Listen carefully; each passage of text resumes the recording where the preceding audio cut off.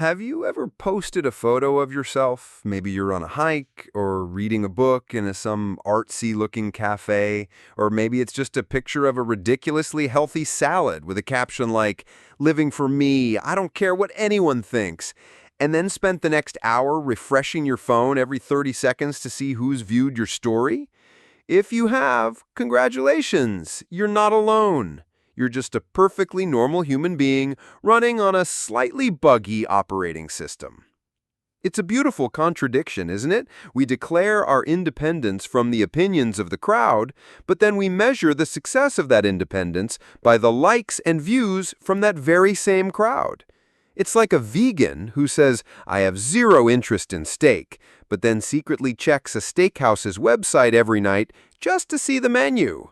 That little gesture, that checking who viewed your story, isn't just idle curiosity. It's one of humanity's oldest and most powerful instincts, poorly disguised for the digital age: the need for validation. Let's be real, we are social creatures. Tens of thousands of years ago, if you were ignored by your tribe, it didn't just hurt your feelings. It meant you didn't get a share of the mammoth meat, you didn't have someone to watch your back while you slept, and you were very likely to become a light snack for a saber-toothed tiger. Being seen, being acknowledged by the herd wasn't a preference, it was a survival mechanism. Our brains are hardwired to ask, do they still see me? Do I still belong here? Today, there are no saber-toothed tigers roaming our streets, but our tribe has expanded exponentially. It's not a few dozen people in a cave anymore. It's the hundreds or thousands of followers on Instagram, Facebook, and TikTok. And the modern-day saber-toothed tiger? It's the feeling of being forgotten, of being irrelevant. So when you post that "I don't care" story, your primitive brain is actually whispering a very different question. Hey, am I still okay? Do people still see that I'm doing well? Especially you, my ex, my old boss, and that one friend from high school I had a falling out with?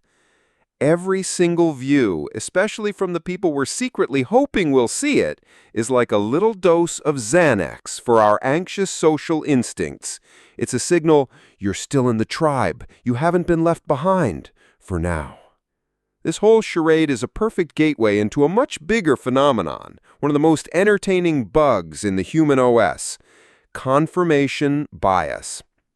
Once we believe something, for example, I am a strong person who doesn't need validation, our brain turns on a special filter.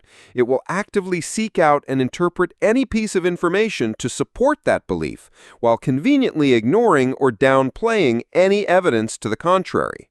You post your story, and you see your ex viewed it. Your brain goes, "See, they're still obsessed. My 'I don't care' attitude is working. It made them notice." You completely ignore the fact that they were probably just swiping through stories to kill time while waiting for an elevator.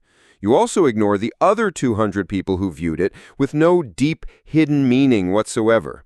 You fixate on the one piece of data that confirms the story you want to believe. This happens everywhere. At work, you come up with an idea and you only ask for feedback from the colleagues who always agree with you. You hear them say, "That's brilliant, what a great idea," and you feel like a genius. But you actively avoid that senior manager who would probably poke 3 fatal flaws in your plan, because hearing that criticism would damage your belief that "I am a competent person."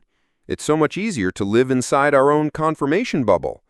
Or when you read the news, you tend to click on articles from sources you already know share your viewpoint. It doesn't make you more informed, it just makes you feel more right. We're not searching for truth. We're searching for the comfort of being right. And once we're deep in that self-made belief, we run into its close cousin, the sunk cost fallacy. This is one of the sweetest but most deadly logical traps. It's why you force yourself to finish a 10-season TV show even though you've hated it since season 3. Why? Well, I've already invested 3 seasons of my life. It'd be a waste to stop now.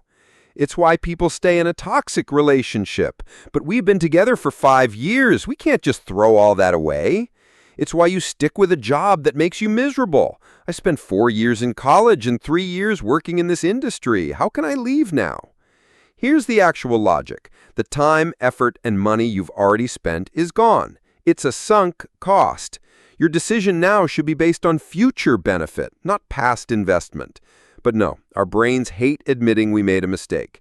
It's painful to admit that 3 seasons of TV, 5 years of your youth, or 7 years of your career was a bad investment. It's much easier to just keep investing, hoping that somehow, magically, things will get better.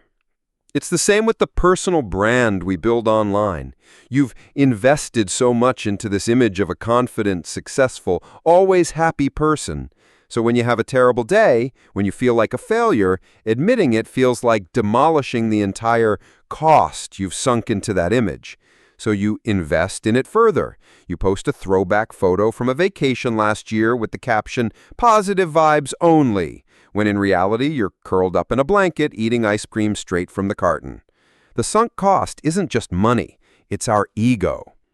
And perhaps at the root of all of this, from the need for validation to the fear of admitting a mistake, lies another illusion we all share, the spotlight effect. We have a massive tendency to overestimate the extent to which other people are noticing our appearance and our actions. You walk into a meeting and realize there's a small coffee stain on your shirt. For the entire hour, you're convinced that every single person in that room is staring at the stain, judging you as a slob. The reality is, half the room didn't even notice you got a haircut, let alone a tiny stain. They're all too busy worrying about their own coffee stains, like, did what I just say sound stupid? My boss looks unhappy. Is it because of me? You post that "I don't care" story, and you imagine the world dissecting its every detail, trying to decode your hidden message. In reality, most people swipe past it in 1.5 seconds while waiting at a red light or looking for another cute cat video. This feeling that we are the main character of the universe, that our every move is being scrutinized, is both a burden and a strange comfort to our ego. It makes us anxious, but it also makes us feel important. But most of the time, it's just an illusion. No one is paying as much attention to you as you think they are. And trust me, that is good news. It's freedom. So what do we do with this beautiful, irrational mess? Should we all try to become Mr. Spock, a purely logical being with no feelings and no need for validation? God, no. That would be boring and, well, unhuman. The goal isn't to eliminate these bugs. They are part of the human experience. The goal is to be aware of them. To be aware that when you say, "I don't care," what you might really mean is, "I'm feeling insecure and I could use a little validation." And that's okay. To be aware that when you only seek out opinions that match your own, you're not learning, you're just getting an ego massage. To be aware that when you're clinging to something just because you've invested so much in it, letting go might be the bravest move. And to be aware that the spotlight you think is on you is mostly self-operated. Maybe maturity isn't about stopping to care what other people think. Maybe it's about consciously choosing whose opinions actually matter. Is it the opinion of 500 strangers online, or the 2 friends who know you best, your family, and most importantly, the person you want to be tomorrow? We are all running ancient, buggy software called the human brain, trying to navigate a world of supercomputers and instant global connection. It's a messy, hilarious, and deeply irrational process. So next time you catch yourself doing something completely illogical, like checking your story views for the 20th time in 5 minutes, maybe instead of judging yourself, you can just smile at the beautiful absurdity of it all. Because honestly, if our brains were perfectly logical, would life be nearly as interesting? So, I'll leave you with this. What's the most wonderfully irrational thing you've done this week? Modern life is full of human logic errors, and we just deciphered one with a bit of satirical humor using stick figures. Now it's your turn. Leave a comment and tell us, what is the slightly funny, normal thing people do that makes absolutely no sense? Thanks for watching on the Logic Loop channel, where humorous life logic meets animated commentary. If this got you thinking, leave a comment, like the video, share it, and don't forget to subscribe for more satirical videos about modern life using easy-to-understand stick figures. See you in the next video.